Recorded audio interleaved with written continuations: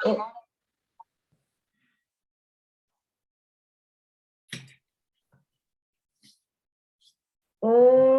ह्रीं नमो अरहन्ताणं। ओम ह्रीं नमो सिद्धाणं। ओम ह्रीं नमो आयर्याणं। ओम ह्रीं नमो उवज्झायाणं।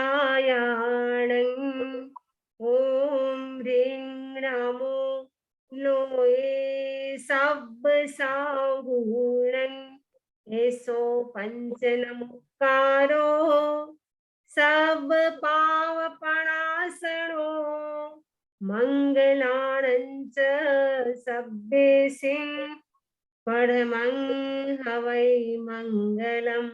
परमं हवै मंगलम्। आराध्य देवना चरणों में वंदन। आदरणीय समणी जी, उपस्थित भाइयों तथा बहनों, लास्ट सेशन में आपणे अनित्य भावना पर चिंतन कर्युं हतुं। आजे आपणे चिंतन करशुं अशरण भावना उपर। अनित्य भावना में आपणे चिंतन कर्युं हतुं संसार में चार वस्तु छे ए टेम्परेरी छे। नंबर 1 शरीर, बॉडी। आपणी बॉडी छे परमानेंट नथी, टेम्परेरी छे। नंबर 2 એટલે બોડીની સાથે જો ત્રણ કલંક લાગેલા છે, જ્યાં બોડી હશે ત્યાં રોગ હશે, ત્યાં ઓલ્ડ એજ હશે અને ત્યાં મૃત્યુ પણ હશે। તો બોડીની સાથે આ ત્રણ કલંક લાગેલા છે એ પણ ટેમ્પરેરી છે, પરમાનન્ટ નથી। બીજો નંબર 2 સંપત્તિ, લક્ષ્મી। લક્ષ્મી પણ ટેમ્પરેરી છે। તમે લોકો લક્ષ્મી માટે કેટલા કાવા દાવા કરો છો, કેટલા દોડો છો, પણ લક્ષ્મી પણ એક સમય પછી જતી રહેવાની છે, જવાની છે, એ રહેવાની નથી, એ શ્યોર છે। તો લક્ષ્મી પણ ટેમ્પરેરી છે। નંબર 3 આપણા જો સંબંધો છે એ પણ ટેમ્પરેરી છે। જ્યાં સુધી આપણો સ્વાર્થ હોય ત્યાં સુધી બધા આપણા સગા, જ્યારે સ્વાર્થ સિદ્ધ ન થાય ત્યારે આપણા વિચારી કે આપણું કોઈ નથી। આપણે ગીત ગાય, કોઈ કોઈનું નથી રે, કોઈ કોઈનું નથી રે। જ્યાં સુધી સંબંધ હોય, સ્વાર્થ હોય, સંબંધ ક્યાં સુધી? જ્યાં સુધી આપણા સ્વાર્થ હોય ત્યાં સુધી આપણાને સારા લાગે। એ જ વ્યક્તિ હોય સ્વાર્થ સિદ્ધ થતો હોય આપણાને સારા લાગે। એ જ વ્યક્તિ હોય જ્યારે આપણો સ્વાર્થ સિદ્ધ ન થતો હોય તો આપણાને એ સારું ન લાગતું હોય। એવું પણ બન્યા કરે છે। અને નંબર 4 ચોથું શું છે? અનિત્ય। કે આપણા જો 5 ઇન્દ્રિયના ભોગ છે, 5 ઇન્દ્રિયના વિષય છે, એ શું છે? અનિત્ય છે। જ્યારે આપણી ઇન્દ્રિય ટેમ્પરરી છે, એના ભોગ પણ પરમાનન્ટ કેવી રીતે થઈ શકે? એક સમય એવો આવશે આપણી સામે ટીવી હશે, સારા સારા પિક્ચર પણ હશે, પણ એક સમય પછી આપણી આંખની જ્યોતિ જ નહીં રહે। આપણે કેવી રીતે જોઈ શકશું? કેવી રીતે ટીવી જોઈ શકશું? તમારી સામે ટીવી છે, પિક્ચર પણ સામે છે, એકદમ સરસ મજાનું પિક્ચર આવી રહ્યું છે, પરંતુ એક સમય પછી આંખની જ્યોતિ જ નહીં રહે, આપણે કેવી રીતે જોઈ શકશું? એક સમય એવો આવશે તમારા સામે બહુ સરસ સરસ મ્યુઝિક ચાલી રહ્યા છે, સોંગ ચાલી રહ્યા છે, પરંતુ એક સમય પછી સાંભળવાની શક્તિ જ નહીં રહે, આપણે કેવી રીતે સોંગ સાંભળી શકશું? પાંચો ઇન્દ્રિયના જો વિષય છે એ પરમાનન્ટ નથી, એ પણ જવાના છે। એટલા માટે ભગવાન મહાવીર સ્વામી કહે છે બુઢાપો ના આવે ના પેલા ધર્મ કરી લેવું જોઈએ। ધર્મ ક્યારે કરવું જોઈએ? ગૌતમ સ્વામી ભગવાન મહાવીર સ્વામી થી પ્રશ્ન પૂછે છે कि आपने धर्म क्यारे करवू जोईए, धर्म कब करना चाहिए? भगवान महावीर स्वामी कहे छे जरा जाओ न पीले वाही जाओ न बद्धई जाविंद्या न हाइन की ताव धम्म समाये रे। जब तक बुढ़ापा न आए, ज्यां सुधी घड़पण न आवे, एना पहला धर्म करी लेवू जोईए। બુઢાપો એટલે શું? બુઢાપો એટલે ધીમે ધીમે શરીરના એક એક પાર્ટ સેપરેટ થાય એનું નામ છે બુઢાપો. બધા એક સાથે સેપરેટ નથી થતા. બધાથી પહેલા શું થાય છે? ઢીંચણ ખતમ થાય છે. ઢીંચણમાં દુખાવો ચાલુ થઈ ગયો એનો મતલબ શું છે? બુઢાપો આવી ગયો, ओल्ड एज આવી ગઈ. બીજું ओल्ड एज નું લક્ષણ શું છે? दूसरा ओल्ड एज का लक्षण क्या है? याद न रहे. એક ઉંમર આવી જાય પછી યાદ ન રહે. પહેલા તો તમે કહેતા કે નાનપણમાં અમને બહુ યાદ રહેતું હતું, સમણીજી હવે અમને યાદ નથી રહેતું. અમે કઈ તમને યાદ ન રહે તો તમે ડાયરીમાં નોટ કરો. અરે સમણીજી ડાયરીમાં નોટ કરી પણ ડાયરી ક્યાં મૂકીએ એ પણ અમે ભૂલી જઈએ છીએ. રિકોલ કરવા માટે ડાયરી તો જોઈએ ને, કાંઈ પણ નોટ કરી પ્રવચન તો રિકોલ કરવા માટે ડાયરી તો જોઈએ ને, ડાયરી ક્યાં મૂકીએ છીએ એ પણ ભૂલાઈ જાય છે. તો બુઢાપાનું બીજું લક્ષણ શું છે? યાદ ન રહે. પહેલું લક્ષણ છે કે ઢીંચણ આપણા ખલાસ થઈ જાય. ત્રીજું છે કે આપણા જો વાળ યુવા અવસ્થામાં જો હેર એકદમ બ્લેક બ્લેક હોય, પણ મને લાગે છે અમેરિકામાં તો કોઈના બ્લેક વ્હાઈટ વાળ જ નથી હોતા, બધાના બ્લેક છે. કેવા મસ્ત ગીતાબેનના જો કેવા સરસ છે, ભારતીબેનના વાળ કેટલા કાળા કાળા છે. અહીંયા તો બધાના લોકોના વાળ કાળા જ હોય છે. કેમ કે એક સમય પછી તમે શું કરો છો? ડાઈ કરી દો છો, એટલે ખબર ન પડે બીજાને કે અમે ઓલ્ડ એજમાં આવી ગયા છીએ. તમે તમારા વાળ કાળા હોય છે પણ મોઢો તો તમારું રિંકલ્સ હોય એટલે ખબર પડી જાય છે. પરંતુ હવે તો એવી ટેકનોલોજી પણ આવી ગઈ છે કે આપણે રિંકલ્સ હોય છે એની પણ સર્જરી કરાવી શકીએ, રિંકલ્સ પણ કાઢી શકીએ અને એકદમ યંગ તમે બની શકો. ગમે એટલું કરી શકો, પરંતુ બુઢાપો છે, ઓલ્ડ એજ છે, એનાથી આપણાને કોઈ બચાવી શકતું નથી. એટલા માટે ભગવાન મહેશ સ્વામી કહે છે, જબ તક બુઢાપા ન આए उससे पहले धर्म कर लेना चाहिए.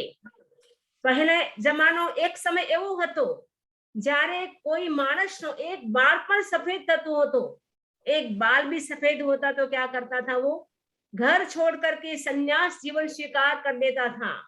लेकिन आज तो पूरा माथा भी सफेद થઈ જાય, આખું માથું પણ ધોળું થઈ જાય, વાળ સફેદ થઈ જાય, છતાંય આપણાને વૈરાગ્ય નથી આવતો. તો ભગવાન મહેશ સ્વામી કહે છે, જ્યાં સુધી ઘડપણ ના આવે એના પહેલા ધર્મ કરી લેવું જોઈએ.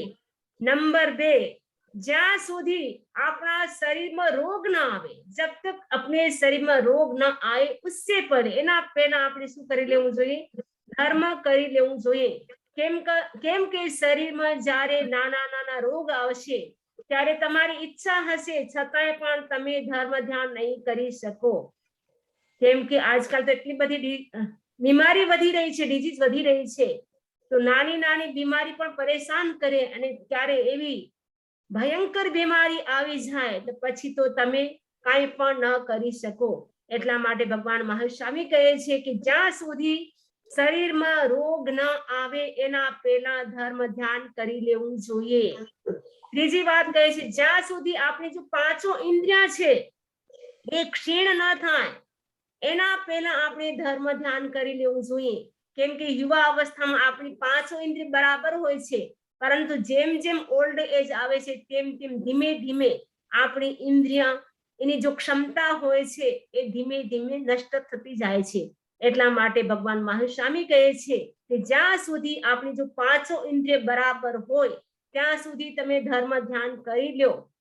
કેમ કે આ જો જવાની છે તો જવાની એટલે જવાની, જવાનીમાં ધ્યાન કરવાનું, ધર્મ ધ્યાન કરવાનું. જવાની એટલે શું? જવાની આપણે કઈ જવાનીમાં કરી લ્યો, જવાની તો જવાની છે. કેમ કે બધાનો બધા ઉપર જેટલા પણ આપણા સંબંધ છે દરેક ઉપર એક્સપાયર ડેટ લાગેલી છે. અમેરિકામાં તમે કોઈ પણ વસ્તુ લેવો છો તો તમે જોવો છો ને એક્સપાયર ડેટ શું છે અને કેટલા સમય સુધી આ રહેવાની છે. આપણી બોડી ઉપર પણ એક્સપાયરી ડેટ લાગેલી છે, અમુક સમય પછી તમારી બોડી રહેવાની નથી. આ તમારી જવાની છે એ પણ એક્સપાયર ડેટ લાગેલી છે, અમુક સમય સુધી તમારી યુવા અવસ્થા રહેશે પછી જવાની તમારી જવાની છે, એક્સપાયરી ડેટ છે લખેલી. અને ઓલ્ડ એજ ઉપર પણ એક્સપાયરી ડેટ છે, અમુક સમય પછી તમારી ઓલ્ડ એજ પણ સમાપ્ત થઈ જશે ને પછી મૃત્યુ એના પર એક્સપાયરી ડેટ છે કે અમુક સમય પછી તમારું મૃત્યુ થવાનું છે, એને કોઈ પણ રોકી શકતું નથી. અનિત્ય ભાવના આપણને શું કહે છે કે સમયની મર્યાદા છે, દરેકની લિમિટ છે. આપણી બોડીની પણ લિમિટ છે, ઓલ્ડ એજની, યુવા અવસ્થાની, લક્ષ્મીની, સંપત્તિની, સંબંધ, દરેકની સમયની શું છે મર્યાદા છે. असरण भावना अपने शू सिखावे छे? असरण भावना अपने को क्या बोलती है, क्या कहती है? असरण भावना कहती है कि दरेक नी शक्ति से सीमित है, लिमिट जो अपनी शक्ति है, दरेक संबंधों नी जो शक्ति है ए लिमिट है, एनी मर्यादा है, शक्ति नी पण मर्यादा है, समय नी मर्यादा. अनित्य भावना कहे छे समय नी मर्यादा है અને असरण भावना अपना कहे छे शक्ति नी पण मर्यादा है. दरेक આપણી પાસે શક્તિ હોય છતાં આપણે બધું કરી શકતા નથી, આપણે કોઈને બચાવી શકતા નથી. તો કઈ કઈ એવી વસ્તુ છે, कौन कौन सी ऐसी वस्तु है जो अपने को बचा नहीं सकती है, अपने को प्राण नहीं दे सकती है, अपना प्रोटेक्शन नहीं कर सकती है? ये कई वस्तु है. भगवान महावीर स्वामी कहे छे कि तमारा शरीर में जारे रोग आवशे त्यारे तमने कोई पण तमारो दुखावो लई नहीं सके. तमने केटला तमारा हस्बेंड गमता होय, एना माथामां दुखावो थतो होय, तो तमे शुं एमना माथानो दुखावो लई सको? तमे के तमे आटलो बधो प्रेम आपो छो, आपणे 50-50 करी लईए, तो करी सको? हर्षाबेन नयनभाई के मारा माथामां दुखावो थाय छे, 50-50 कर ले प्लीज, मारे आटલું બધું માથું દુખે છે, તમે મારો દુખાવો અડધો લઈ લ્યો. તમે કહેશો કે હું ડોક્ટરની પાસે લઈ જઈ શકું, ટ્રીટમેન્ટ સારો કરાવી શકું, દવા તમને આપી શકું, ટાઈમ ટુ ટાઈમ તમને સારામાં સારું ભોજન પણ આપી શકું, બનાવીને ટેસ્ટી ભોજન પણ, પરંતુ તમારો દુખાવો છે એ તો તમને જ ભોગવવો પડશે. તમારો દુખાવો હું લઈ નહીં શકું. કોઈનો દુખાવો લઈ શકો તમે? કેટલું માલુમ હોય. જ્યારે તમારા લગ્ન થયા ત્યારે તમે શું કોલ કર્યો હતો, શું કર્યું હતું, પ્રોમિસ શું કર્યું હતું? સુખ દુઃખમાં આપણે સાથ આપશું, સુખમાં સાથ આપશું, દુઃખમાં પણ સાથ આપશું. તો જ્યારે દુખાવો આવે છે ત્યારે તમે એમનો દુખાવો કેમ નથી લઈ શકતા? કેમ કે ભગવાન મહાવીર સ્વામી કહે છે કે કોઈ કોઈનો દુખાવો ગમે એટલો પ્રેમ હોય, તમે કરોડો અરબો ખરબો સંપત્તિ પણ એના માટે ખર્ચવા માટે તૈયાર થાઓ, પરંતુ એનું જે દુઃખ છે, દર્દ છે, એ તો એને જ ભોગવવું પડે. તમે જોઈ શકો બધું, મતલબ તમે જોઈ શકો ઉભા, પણ તમે કાંઈ પણ કરી શકો નહીં. એટલે દુઃખથી આપણાને કોઈ પણ બચાવી ન શકે. અશરણ એટલે આપણી કોઈ હેલ્પ ન કરી શકે એમ નહીં, આપણે હેલ્પ કોઈ ન કરી શકે એ તો શું છે? આપણી કમ્પ્લેન છે, મારું કોઈ કરતું નથી, મારી હેલ્પ કોઈ નથી કરતું, એ તો કમ્પ્લેન છે. પરંતુ કોઈ પણ આપણો હેલ્પ કરી જ ન શકે, એ અશરણ ભાવના છે. અશરણ ભાવનાનો મતલબ શું છે કે આપણું કોઈ પણ હેલ્પ કરી જ ન શકે, મારું કોઈ હેલ્પ નથી કરતું, એ તો શું છે? કમ્પ્લેન છે, તમારું આર્થ ધ્યાન છે. પરંતુ મારું કોઈ પણ હેલ્પ કરી જ ન શકે, એ છે અશરણ ભાવના. ગમે તેવી પરિસ્થિતિ હોય, અત્યારે કોરોના કાળમાં આપણે જોઈએ કેટલા લોકોનું મૃત્યુ થઈ ગયું, કેટલી સરકારે કેટલી સેવા કરી, કેટલું બધું આપ્યું, છતાંય કોઈ પણ કોઈને બચાવી ના શક્યું. જેને જે બહાને જવાના હતા એ ગયા, આપણે આંખોના સામે એટલી બધી સુરક્ષા, વેક્સિન પણ આપે, કેટલું બધું કર્યું સરકારે, છતાંય કેટલા લોકોનું મૃત્યુ થઈ ગયું. કેમ કે મૃત્યુથી પણ કોઈને આપણે બચાવી શકતા નથી. ભગવાન મહાવીર સ્વામી કહે છે અશરણ ભાવનાનો બીજો મતલબ છે કે મૃત્યુથી પણ આપણે કોઈને બચાવી ન શકીએ. જ્યારે શ્વાસોશ્વાસ આપણા ખૂટી જાય, જ્યારે શ્વાસોશ્વાસ આપણા ખૂટી જાય, જ્યારે આયુષ્ય કર્મ આપણું પૂરું થઈ જાય, ત્યારે કોઈ પણ વ્યક્તિ ગમે એટલો વાલો હોય, શું મૃત્યુથી એને રોકી શકે? ના રોકી શકે. તમે કહો હું તો કે વજ્રના પાંજરામાં જતો રહીશ, એકદમ ઘરને બંધ કરી દઈશ, એકદમ પાંજરામાં પુરાઈ જઈશ, એકદમ વજ્ર જેવું પાંજરું જે ખુલી જ ન શકે એવા પાંજરામાં હું પુરાઈ જઈશ, તો પણ તમને મૃત્યુ મૂકશે? નહીં મૂકે. તમે કે હું પહાડ ઉપર ચડી જઈશ, તો ત્યાં તો મને મૃત્યુ લેવા નહીં આવે, પણ પહાડ ઉપર જશો તો પણ ત્યાં યમરાજ આવીને ઉભો રહેશે.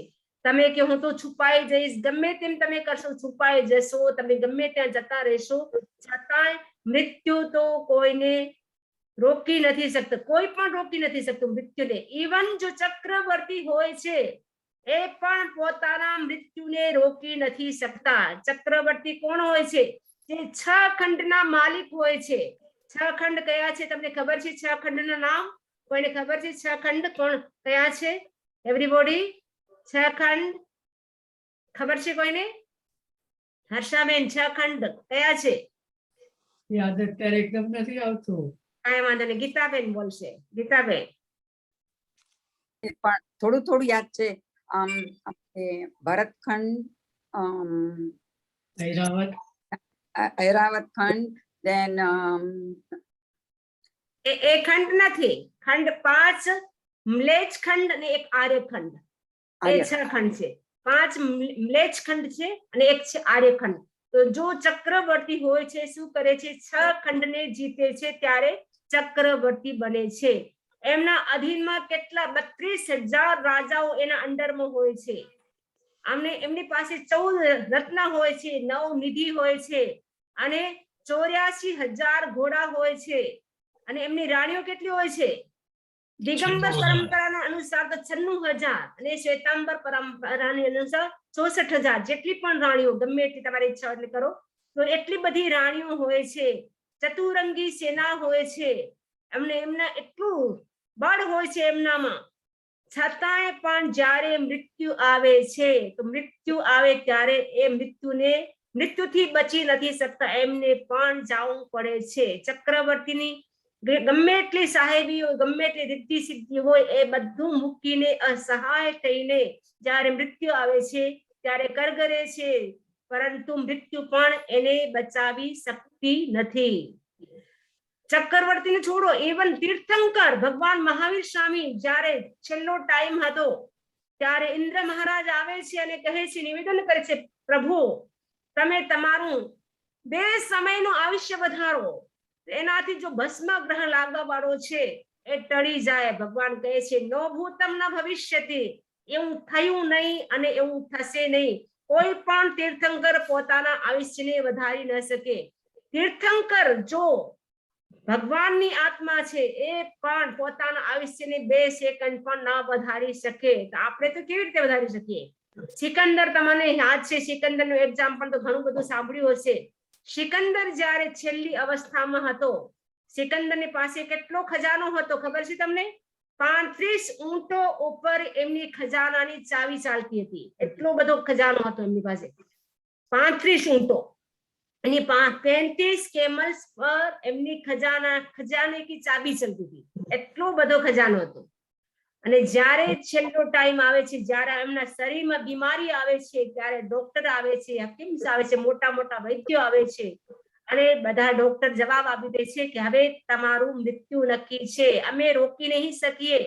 ત્યારે સિકંદર કહે છે કે તમે મને 24 કલાકની જિંદગી આપી દો તો ઓછામાં ઓછું મારી માથી તો હું મળીને આવી શકું. તો કે 24 કલાક તો શું, 24 મિનિટની પણ અમે તમને જિંદગી નહીં આપી શકીએ. ત્યારે સિકંદરને પશ્ચાતાપ થાય છે. આખી લાઈફ મેં શું કર્યું? આ ખજાનો ભરવા માટે મેં કેટલા કાળા ધોળા કર્યા, કેટલાની મેં હિંસા કરી, કેટલાને માર્યા કાટ્યા, પરંતુ આજે આ જ ખજાનો મને શરણ આપવા માટે તૈયાર નથી. તો સિકંદરને એટલો બધો પસ્તાવો થાય છે અને ઉપસ્થિત લોકોને કહે છે, જ્યારે મારી અર્થી નિકાહ કાઢવામાં આવે ત્યારે તમે શું કરજો? મારા બંને હાથને બારે રાખજો અને સાથે સાથે એક હાથને કાળું કરજો અને એક હાથને ધોળો કરજો. ત્યારે ઉપસ્થિત લોકો પૂછે છે એનો મતલબ શું? ત્યારે સિકંદર કહે છે કે સિકંદર આટલો બધો એની પાસે પૈસો હતો, એટલો બધો ધન, એટલું બધું મની બેંક બેલેન્સ હતું, છતાં આ દુનિયાથી સિકંદર જાય છે, શું જાય છે? ખાલી હાથે જાય છે. સાથે શું જાય છે એની સાથે? સિકંદરની સાથે શું જાય છે જસુભાઈ? શું જાય છે? પુણ્ય અને પાપ. પુણ્ય અને પાપ. કાળો હાથ પાપનો પ્રતીક અને સફેદ હાથ પુણ્યનો પ્રતીક. જ્યારે વ્યક્તિની મૃત્યુ થાય છે ત્યારે ગમે એટલું તમારે બેંક બેલેન્સ હોય, ગમે એટલી ઓફિસ હોય, ગમે એટલા હાઉસ હોય, શું તમે લઈ જઈ શકો? કોઈ પણ ન લઈ જઈ શકે. બધાને કેટલા મોટા બંગલા હોય એ પણ છોડીને જવું પડે. તો ચક્રવર્તીની પાસે એટલું બધું હતું છતાંય બધું છોડીને એમને પણ મૃત્યુની ગોદમાં જવું પડ્યું. તીર્થંકર પણ પોતાના આયુષ્ય ન વધારી શકે તો બીજા તો કોણ વધારી શકે? ઇન્દ્ર પણ કેટલા શક્તિશાળી હોય છે, એ કેટલા વિમાનોના સ્વામી હોય છે. જ્યારે એમને ખબર પડે છે 6 મહિના પહેલા મારું મૃત્યુ થવાનું છે, તો એમનું તેજ હોય છે, જો ગ્લો હોય છે એ પણ ઓછું થઈ જાય છે. એમની જો એનર્જી હોય છે એ પણ ઓછી થઈ જાય છે. એ ડિપ્રેસ્ડ થઈ જાય છે, ડિપ્રેશનમાં આવી જાય છે, ટેન્શનમાં આવી જાય છે. કેમ કે એમની પાસે અવધિ જ્ઞાન હોય છે દેવતાની પાસે. તો દેવતા જોવે છે હવે મારે મરીને અહીં જવું પડશે, હવે મારે બિલાડી થવું પડશે, હવે મારે ડોગી થવું પડશે. અમેરિકાના ડોગી તો એ સુખી હોય છે, પરંતુ ઇન્ડિયાના ડોગી તો કેટલા દુખી હોય છે, બચારા ગલી ગલીમાં ભટકતા હોય છે. અહીં તમે જોઈએ છે ડોગીને બહુ ધ્યાન રાખો છો તમે, એકદમ ગાદલા ઉપર સોફ્ટ ગાદલા ઉપર સુવાડો છો, કેટલા કૂતરાનું ધ્યાન રાખો છો, પરંતુ ઇન્ડિયાના ડોગી પણ કેટલા બચારા દુખી હોય છે. તો બચારા ઇન્દ્ર જો હોય છે વિચારે છે અહીં કંટુ હું આટલા બધા વિમાનોનું માલિક હતો, આટલી બધી અપ્સરા મારી સેવામાં હતી, હવે આ બધું છોડીને મારે જવું પડશે. એટલા દુખી થઈ જાય છે. એ પણ એટલા શક્તિશાળી ઇન્દ્ર પણ પોતાનું આયુષ્ય વધારી નથી શકતા. એને પણ મૃત્યુનું આગે હાથ જોડવા પડે છે. એ પણ બચારા કરગરે છે, પરંતુ મૃત્યુ એટલી બધી ક્રૂર હોય છે એ કોઈને પણ મુક્તિ નથી. ગમે ત્યારે ગમે તે વ્યક્તિને લઈ જાય છે. आचार्य सूत्र में कहूं छे नथी कालस्य आगमो, मृत्यु आने का समय कोई निश्चित नहीं है. मृत्यु क्यारे पण कोईने पण आवी सके, गमे त्यां आवी सके, गमे त्यां, चाहे अमेरिका में के इंडिया में, घर में के बारे के गमे त्यां, ऑफिस में के गमे त्यां तमे फरवा गया हो कि गमे त्यां मृत्यु आवी सके. नाना ने पण आवी सके, मोटा ने पण आवी सके, स्त्री ने पण आवी सके, पुरुष ने पण आवी सके, दादा ने पण आवी सके, पोतरा ने, गमे तेम. घणी वखत आपणे जोई छे दादा बैठा होय छे ने सामे पोतरो जतो रहेવો होय छे. घणी वखत बाप होय छे दीकरो जातो रहे छे. तो मृत्यु ने कोई लाज शरम નથી, એટલા માટે મૃત્યુ માટે આવે છે શબ્દ ક્રૂર છે. મૃત્યુ એટલી બધી ક્રૂર છે કે ગમે સાથે ગમે તે વ્યક્તિને લઈ જાય છે. તો મૃત્યુથી પણ આપણને કોઈ ત્રાણ નથી આપી શકતું, બચાવી નથી શકતું. ઓલ્ડ એજ થી પણ આપણને કોઈ બચાવી શકતું નથી. તમારો દીકરો એકદમ યંગ છે, તમે કહો કે તું તો એટલો બધો હઠ્ઠો કઠો છે, યંગ છે, ચાલ થોડું મને તારું યંગ આપી દે, હું થોડી સારી લાગુ, પણ તમને એ તમારી યંગ અવસ્થા આપી નહીં શકે. ઓલ્ડ એજ થી પણ આપણને કોઈ બચાવી શકતું નથી. રોગથી પણ કોઈ આપણને બચાવી શકતું નથી, અને મૃત્યુથી પણ કોઈ આપણને બચાવી શકતું નથી. સંસારના બધા સંબંધ સ્વાર્થના છે. જ્યાં સુધી સ્વાર્થ હોય છે ત્યાં સુધી આપણું હોય છે. પણ ઘણા લોકો કહે છે કે અમારા પરિવારમાં એટલો બધો પ્રેમ છે. એક યુવક તો એટલો બધો અભિમાન હતો કે અમારો તો જો શાહ પરિવાર છે, ગીતાબેન શાહ છે ને, તમે ખોટું ના માનજો, કે અમારા શાહ પરિવારનો એટલો બધો પ્રેમ છે, એટલો બધો પ્રેમ છે, કોઈ બીમાર થાય બધા હાજર રહે, એકો એક આવી જાય, તરત ડોક્ટર ને ત્યાં ફોન કરી દે, મેડિસિન લઈ આવે, બધું એટલો બધો મારું ધ્યાન રાખે. એક યુવક આવે છે કે અમારો મહેતા પરિવાર, શાહ પરિવાર એટલો બધો પ્રેમ છે કે તમે જો મહારાજને કહે છે, તમે જો પ્રવચન કર્યું ને, મહારાજ આજે અષાઢ મહાનામ કરું છું ને, કે તમને કોઈ હેલ્પ ના કરી શકે, હેલ્પ કરી જ ન શકે. એક હું આઈ ડોન્ટ બિલીવ, હું તમારી વાત ઉપર વિશ્વાસ નથી કરતો, I am not agree with you, હું તમારાથી એગ્રી નથી, તમે જો કહો છો હું ખોટું માનું છું. કેમ કે અમારા પરિવાર એટલો બધો પ્રેમ છે, સમ છે, તો હું કેવી રીતે માનું કે બધા સ્વાર્થી છે. મારા તો એકદમ સમજુ હતા, સાધુ હતા, પહોંચેલા હતા, કે તમને વિશ્વાસ ન થતો હોય આજે શું કરે, ડેમો કરજે, તો ઘરે જઈને ડેમો કરજે. એમ કે છે કે મારા પેટમાં ચૂંક આવે છે, પેટ દુખે છે, બહુ પેટ દુખે છે, એમ કરીને ડેમો કરજે. 2 દિવસ ડેમો કરજે, 3 દિવસે 9 વાગે સારા ચોકડે હું આવી જઈશ, પછી હું બધું સંભાળી દઈશ. તો યુવક શું કરે છે, એકદમ ડેમો કરે છે, ઘરે પેટ ઉપર હાથ રાખે, મને પેટ દુખે છે, પેટ દુખે, ઓ માં. તો પત્ની બાજુમાં બેઠી હતી, માને કહે છે માં તને યાદ કરે, તું જા. માને કહે છે કે માં તને યાદ કરે છે, ઓ માં એટલું બધું દર્દ થાય ને. આ તો ઢોંગ હતો, દર્દ કાંઈ થતું નતું, પેન હતું ને પેટમાં, ખોટો ઢોંગ. કેમ કે ડેમો કરે ને, ડેમોમાં તો બધું જૂઠું હોય ને. નાટક કેમ કરે, નાટક એ રીતે નાટક કરી રહ્યો હતો. ઓ માં. તો પત્ની ઉઠીને જાય છે ત્યાંથી અને માને કહે છે તું જા, માં તને યાદ કરે છે. તો માં કહે છે દીકરા શું થયું બેટા, તારા માટે શું કરી શકું હું, બોલ. તો કે મને તો બસ પેટ દુખે છે, મારું દર્દ છે તમે લઈ લો, મારું દર્દ લઈ લો, બસ બીજું કાંઈ મારા માટે ના. મારો દુખાવો થાય છે ને એ તમે મારો દુખાવો લઈ લ્યો. ત્યારે દીકરા તારો દુખાવો તો ના લઈ શકું, બીજો તું બોલ તારા માટે શું કરી શકું. મને બીજું કાંઈ નથી જોતું, મને ડોક્ટર નથી જોતા, મને દવા નથી, મારો દુખાવો લઈ લો, બસ એક જ તમે કામ કરો. તો એટલા જોતામાં તો એમના બધા સગા વાલા બધાય, જો જમાઈ, દીકરા, બહુ, દેરાણી, જેઠાણી, બધાય ઘરના જેટલા મેમ્બર્સ હતા ફેમિલીને બધા આવી જાય છે. લગભગ 500 લોકો ભેગા થઈ જાય છે, પરંતુ કોઈ પણ એમનો દુખાવો દૂર નથી કરી શકતા. આખી રાત ઉજાગરા કરે છે, દવા આપે છે, ઇન્જેક્શન, બોટલ એટલા બધા ચડાવે છે, છતાંય દુખાવો દૂર થતો નથી. દુખાવો તો થતોય નહીં, આ તો ઢોંગ હતો. દુખાવો હોય તો દૂર થાય ને, દુખાવો તો હતો નહીં, આ તો ડેમો હતો. તો ત્રીજે દિવસે શું થાય છે, જો સાધુ કીધું હતું કે 9 વાગે હું આવી જઈશ, ઠીક 9 વાગે મહારાજ પધારે છે. પધારો બાપજી, પધારો બાપજી, બહુ આનંદ થયો તમને મળીને. આ બચારો એટલો બધો દુખે છે અમને, હવે તમે આમનું કાંઈ કરો. હા, હું આમનું ઉપાય કરીશ, પણ મને એક ગ્લાસ પાણી આપો. પહેલા ગ્લાસ પાણી આપો અને હું મંત્ર કરીશ. આ મંત્રના પ્રભાવથી આના પેટનું જો ચૂંક આવી છે, જો દુખાવો છે, પેન છે, તરત દૂર થઈ જશે. અરે મહારાજ જલ્દી કરો, જલ્દી કરો. બહુ ભાગ્યશાળી છે અમે કે તમે એકદમ ટાઈમ પર આવી ગયા, આટલા બધા દુઃખના સમયમાં તમે આવી ગયા. તો મહારાજ શું કરે છે, પાણીનો ગ્લાસ મંગાવે છે અને એમાં મંત્ર કરે છે. એટલા મંત્ર બોલે છે એટલે સમજાય નહીં, તમને પણ સમજાય કે શું બોલે છે. મંત્રનો મતલબ જ સમજાય નહીં. સમજાય તો તમને ખબર પડી કે આ કરે છે. મંત્રનો મતલબ સમજાય નહીં, એવા મંત્ર બોલવા માંડી ગયા. તો મંત્ર બોલે છે, એક પછી એક મંત્ર બોલા કરે છે. પછી મંત્ર બોલી લીધા અને કીધું આના પેટનો જે દુખાવો હતો, ચૂંક હતી, પેન હતું, એ બધું આ ગ્લાસના પાણીમાં આવી ગયું છે. હવે આ પાણી તમે પીઓ. આ જે પાણી પીશે એ તો મરી જશે અને આ જીવતો થઈ જશે. તો ના મહારાજ, આ તમે જ પી જાઓ. કેમ કે તમારે તો કોઈ આગળ નહીં, પાછળ નહીં, તમે તો જીવો તો લાખ ને મરો તો 1.25 લાખના. તમે જ પી જાઓ. માની પાસે જાય, તમે પીઓ. તમારો તો દીકરો એટલો બાલો હતો કે માં કે નહીં, કે હું મરી જઈશ તો શેઠ નું કોણ ધ્યાન રાખશે. દીકરા તો તમને ખબર જ છે આજકાલના કેવા હોય છે, કોઈ ધ્યાન રાખે છે.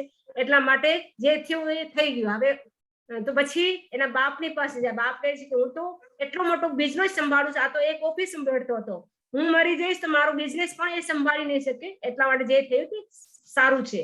હવે આગળ કહે છે, એની પત્નીને કહે છે તને તો એટલો બધો પ્રેમ હતો પતિ ઉપર, તું તો પી લે આ ગ્લાસ. ત્યારે પત્ની પણ ના પાડે છે કે મારા ઉપર એટલો બધો સ્નેહ હતો, હું મરી જઈશ તો એ પણ પાછો મરી જશે, મારા વગર એ જીવિત નહીં રહી શકે. એટલા માટે એ મરી ગયું એ ઠીક છે, બે મરીને શું કરવાનું. એમ કરીને પત્ની પણ ના પાડી દે છે. હવે મહારાજ કહે છે કાંઈ વાંધો નહીં, હું પીઉં છું. એટલામાં એ છોકરો જો ડેમો કરી રહ્યો હતો, યુવક, એ ઉભો થઈ જાય છે અને કહે છે મેં સંસારના સંબંધ જોઈ લીધા કે સંસાર કેટલો સ્વાર્થી છે. આટલા દિવસ તો મારો ભ્રમ હતો, હું માનતો હતો કે દરેક મારા છે, મારા વાલા છે, મારા સગા છે, મારી પત્ની છે, મારી માં છે. એક થોડો મોડો આવતો, ફોન ઉપર ફોન આવતો, હજી સુધી કેમ જમવા માટે નથી આવ્યો. ત્યારે મને એમ લાગતું મારા ઉપર કેટલો બધો પ્રેમ છે, પણ આજે મને મારી મહારાજે શું કરી, આંખે ખોલી દીધી. મને ખબર પડી ગયો કે સંસારના લોકો કેટલા સ્વાર્થી છે. તો કોઈ પણ કોઈનું નથી. આપણે ગાઈએ છીએ પણ વાસ્તવમાં આપણાને મૃત્યુથી, રોગથી અને ઓલ્ડ એજ થી કોઈ પણ આપણાને રક્ષા કરી શકે નહીં, ત્રાણ આપી શકે નહીં. અશરણનો મતલબ આપણાને કોઈ હેલ્પ કરી જ ન શકે. બધું કરી શકે, સેવા કરી શકે, બધું કરી શકે, પણ આપણાને એ 3 વસ્તુથી કોઈ પણ આપણાને બચાવી જ ન શકે.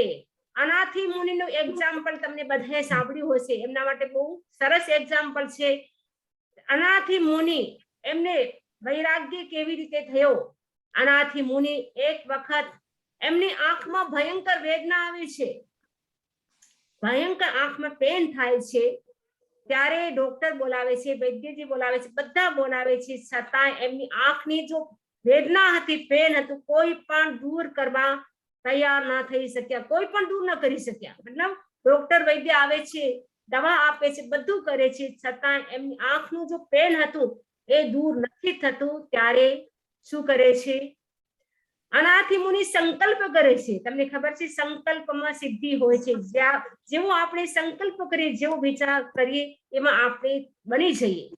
ત્યારે સંકલ્પ કરે છે રાત્રિ વખતે અને સંકલ્પ કરીને સૂવે છે, આજ રાતની અંદર અંદર મારી આંખની વેદના દૂર થઈ ગઈ, હું સવારે જૈન ધર્મને સ્વીકાર કરીશ, હું જૈન મોંક બનીશ, જૈન સાધુ બનીશ, એવો સંકલ્પ કરીને સૂઈ જાય છે. અને સંકલ્પનો પ્રભાવ જુઓ, દેખતા દેખતા જોતા જોતા શું થાય છે? જેમ જેમ રાત વીતે છે તેમ તેમ એમનું જો પેન હતું, દર્દ હતું, એ દૂર થતું જાય છે અને સવારના એકદમ નિરોગી થઈ જાય છે, હેલ્ધી થઈ જાય છે. અને માતા પિતા કહે છે અમે મનોથી લીધી હતી એટલે તમે બરાબર થઈ ગયા, કોઈ કે અમે દેવી દેવતાની બોલી કરી હતી એટલે તમે બરાબર થઈ ગયા. પરંતુ અનાથી મુનિ શું કહે છે? મેં સંકલ્પ કર્યો કે જૈન ધર્મ હું સ્વીકાર કરીશ, જૈન સાધુ બનીશ, ત્યારે આ બધું થયું છે. તમારું કોઈ પણ દેવી દેવતા પણ આડા નથી આવ્યા. એટલા માટે ભાવનામાં પણ આપણે સાંભળીએ છીએ, ગાઈએ છીએ, દલ બલ દેવી દેવતા માત પિતા પરિવાર મરતી બિરિયા જીવ કો કોઈ ન રાખણ હાર જગતમાં, કોઈ ન રાખણ હાર. દલ બલ દેવી દેવતા, કેટલા દલ હોય, બલ હોય, કેટલા દેવી દેવતાના ગ્રુપ હોય, ફેમિલી હોય, પણ જ્યારે મૃત્યુ આવે છે, જ્યારે શરીરમાં પેન આવે છે, ત્યારે કોઈ પણ કોઈને બચાવી શકતું નથી, રોકી શકતું નથી. ત્યારે અનાથી મુનિ કહે છે આ જો જૈન ધર્મનું શરણ એક એવું છે શરણ, એ મેં સ્વીકાર કર્યું. અર્યંતનું શરણ, સિદ્ધનું શરણ, સાધુ મુનિરાજનું શરણ, કેવલી ભાષિત જૈન ધર્મનું શરણ મેં સ્વીકાર કર્યું, ત્યારે જ મારું આ બધું પેન થયું. એટલા માટે ભગવાન કહે છે બસ સાચું શું છે? ધર્મ છે, અર્યંતનું ધર્મ સાચું છે, સિદ્ધનું, સાધુનું અને કેવલી ભાષિત એ ધર્મ છે, એ જ આપણાને બચાવી શકે. એટલા માટે આપણે ચિંતન કરવાનું છે, આત્માનું ચિંતન કરવાનું છે. હું આત્મા છું, હું અજર છું, હું અમર છું. આપણે મરવાનું બીક નથી, મરવાની ઈચ્છા પણ ન કરવાની. ઘણા લોકો એટલા પરેશાન થઈ જાય છે, હવે અમારી લાઈફ શું, અમારે જોબ નથી, શરીરમાં એટલી બધી બીમારી આવી ગઈ છે, હવે હું તો એકદમ બેકાર થઈ ગયો છે, એનાથી મરવું સારું. તો મરવાની પણ ઈચ્છા ન કરવાની અને જીવવાની પણ ઈચ્છા ન કરવાની. મરવાથી ભય ન રાખવાનો, જન્મથી ભય રાખવાનો. બધા લોકો મરણથી ડરે છે, મૃત્યુથી ડરે છે, પણ બીક શેની રાખવી જોઈએ? જન્મની બીક રાખવી જોઈએ. કેમ કે જન્મની સાથે શું જોડાયેલું છે? મૃત્યુ જોડાયેલું છે. બીક આપણાને શેની લાગે છે? જન્મની લાગે છે કે મૃત્યુની? મૃત્યુની લાગે છે. પણ જન્મની બીક કેમ નથી લાગતી? જન્મ થાય એટલે તો મૃત્યુ થાય, જન્મ ન થાય તો મૃત્યુ પણ ન થાય. તમને ખબર છે ગજેશ કુમાર જયારે દીક્ષા લઈ રહ્યા હતા ત્યારે નેમિનાથનું પ્રવચન સાંભળીને એમને વૈરાગ્ય થાય છે અને દેવકી માને કહે છે, એમની માનું નામ દેવકી હતું, અને કહે છે માં મને દીક્ષાની રજા આપ. દેવકી બહુ ધાર્મિક હતી, છતાંય પોતાના દીકરા ઉપર રાગ હોય, સ્નેહ હોય, એટલે કહે છે ના દીકરા તું બહુ કોમળ છે, તું દીક્ષા ના લઈ શકે, દીક્ષા તો બીજા લે એ સારું, તારે તો અહીંયા રહેવાનું મારી પાસે. એક બીજી વાર એ વિચાર પણ આવે છે કે જો ગજેશ કુમાર કહે છે દીક્ષા એ સાચું છે, ભગવાનનો માર્ગ સાચું છે, પરંતુ પોતાના દીકરા ઉપર સ્નેહ ભાવ હોય, રાગ હોય, એટલે કહે છે દીકરા તું બહુ કોમળ છે, તું દીક્ષા ન લઈ શકે. એટલા બધા જેટલા પણ આર્ગ્યુમેન્ટ હતા, બધા આર્ગ્યુમેન્ટ સારો જવાબ આપે છે. ત્યારે દેવકીને લાગ્યો આ ગજેશ કુમાર તો કેટલું કહીએ છતાં આપણાથી રોકાશે નહીં. ત્યારે દેવકી છેલ્લું એક વાક્ય કહે છે તું મને વચન આપ તો તને દીક્ષાની રજા મળશે. ગજેશ કુમાર કહે છે શું વચન આપું? તું મને વચન આપ કે હું તારી છેલ્લી માં છું, હવે તારે જન્મ ધારણ નથી કરવો, હવે તારે જન્મ ધારણ નથી કરવો, હું તારી છેલ્લી માં છું. છેલ્લી માં એટલે દેવકી બસ હવે આના પછી તારે જન્મ ધારણ કરવો નથી. આવું તમે કમેન્ટમેન્ટ કરો, આવો તમે મને શું આપો? વચન આપો તો તને દીક્ષાની રજા મળશે. ત્યારે ગજેશ કુમાર વચન આપે છે कि हूँ तमने वचन आपू छू, मैं आपको वचन देता हूँ कि ये मेरा अंतिम जन्म है, अब मेरे को जन्म नहीं लेना है। मृत्यु फिर आएगी नहीं, जन्म नहीं लेंगे तो मृत्यु कैसे आएगी। अधिकांश लोग मृत्यु से ही डरते हैं। कोरोना काल में तो सबको कितना डर लग रहा था, पता नहीं कब मृत्यु आ जाए। 2 वैक्सीन हो गए, तब और आप क्या और बोले, कोई बोले कि आप वो ले लो समझिए, उससे इम्यून सिस्टम आप और स्ट्रॉन्ग हो जाए। बूस्टर बूस्टर व्यक्ति को डर लगता है, आप बूस्टर ले लो, वो ले लो, जिससे मृत्यु ना आए। मृत्यु तो कुछ भी ले लो तो भी आने वाली होगी, तो आ जाएगी, वो तो रोक नहीं सकते हैं कोई किसी को भी। तो गजेश्वर कुमार वचन देते हैं कि मैं आपको कॉल करता हूँ, आपके साथ वचन करता हूँ, कमिटमेंट करता हूँ, आप मेरी अंतिम माँ है। और गजेश्वर कुमार दीक्षा लेते ही क्या करते हैं, जो साधु की श्रमण की जो 12वीं प्रतिमा होती है उसको स्वीकार करते हैं, और उनको क्या होता है, वो शमशान में जाकर के ध्यान करते हैं। तो शमशान में जाकर के ध्यान करते हैं तो उनके सिर के ऊपर कौन करता है, मिट्टी की पाल बांधता है और गरम गरम अंगारे डाल देते हैं। क्योंकि जैसे ही सौमिल ने देखा, ये तो मेरा जमाई, आ तो मारो जमाई छे, मारी दीकरी साथे सपन करेलू हतुं, ये मेरा जमाई है। और वो इस प्रकार देखते ही उनके भीतर क्या होता है, प्रतिशोध की भावना जागृत हो जाती है और मिट्टी की पाल बांधते हैं, अंगारे डालते हैं। और उस समय गजेश्वर कुमार बिल्कुल भी द्वेष नहीं करते हैं, वो चिंतन करते हैं मेरे ससुर कितने अच्छे हैं। किसी के ससुर तो 100 रुपए की पगड़ी बंधाते हैं, किसी के ससुर 1000 रुपए की, लेकिन मेरे ससुर तो मोक्ष की पगड़ी बंधा रहे।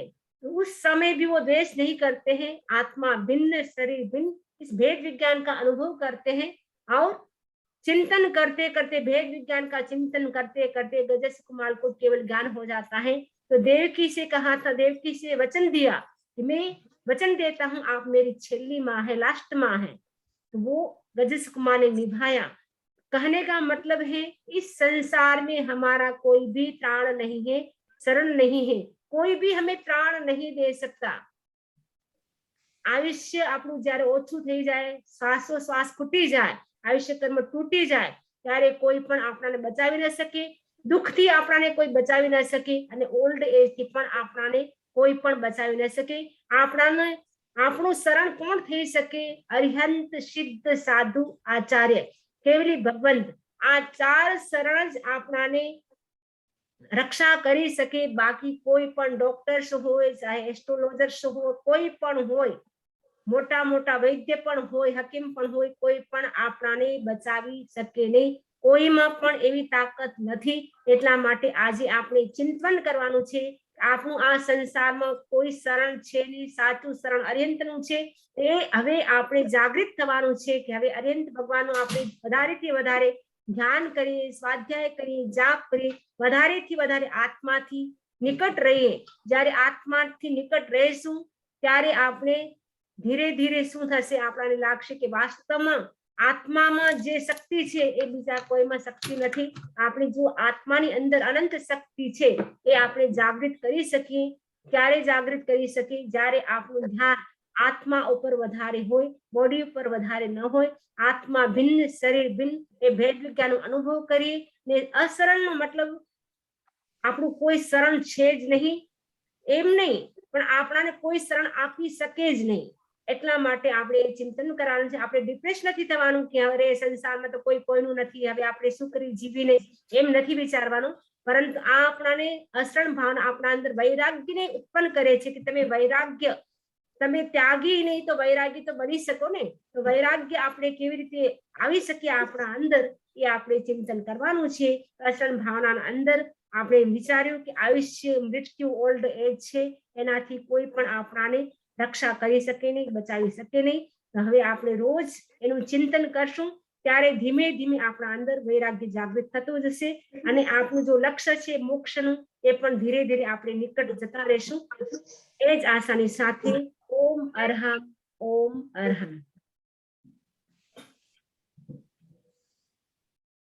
बीच ऊपर बैठा है। પાછળ એવું મૂકી જાય, हाँ કારણ કે અપાર્ટમેન્ટનું બધું પેલું ડર લાગે ને। वंदा में सुन लीजिए, वंदा में। हाँ, जसवंत भाई।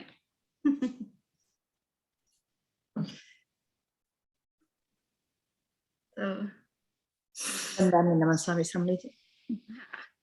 शुरू करते हैं लेक्चर। शुरू करते हैं। ओके, सभी अपना म्यूट रखें।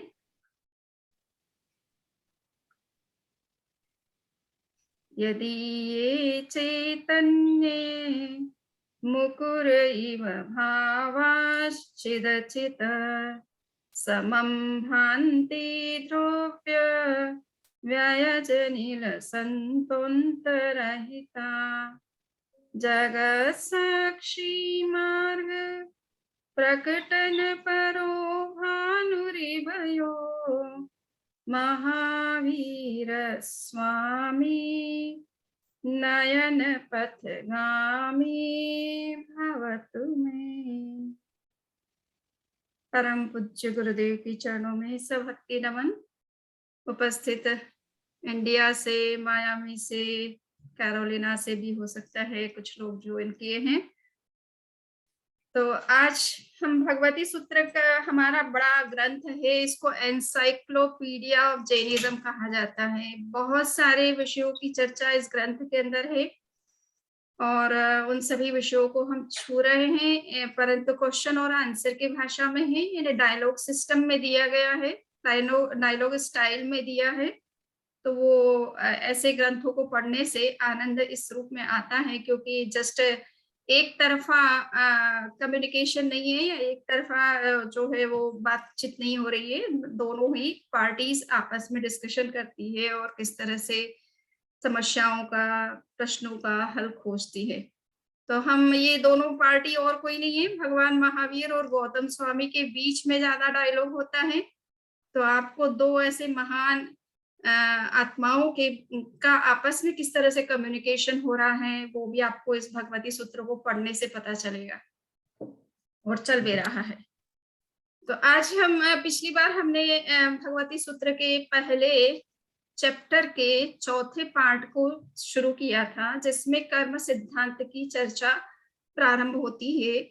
और हमने पिछली बार देखा था कि कर्म एक ऐसा सिद्धांत है जिसको जैन धर्म में बहुत अधिक डिस्कस किया गया है। जीवन के हर समस्या का समाधान खोजने के लिए कर्म सिद्धांत को बहुत ज्यादा जैन आचार्यों ने डिस्कस किया है कि हम वर्तमान जीवन को तो देखते हैं और वर्तमान जीवन में हम क्या कुछ कर रहे हैं इसका हमें पता रहता है, किंतु अतीत में हमने कब क्या किया इसका हमारे पास में कोई जानकारी नहीं है। और इसलिए वर्तमान में कुछ कुछ ऐसी समस्याएं हमारे जीवन में आती है जिसका कारण हमें वर्तमान के जीवन में दिखाई नहीं देता है। और इसलिए लोगों के मन में एक क्वेश्चन हो जाता है कि हमने अपने जीवन में कुछ ऐसा गलत नहीं किया, फिर हमारे साथ ऐसा क्यों हो गया।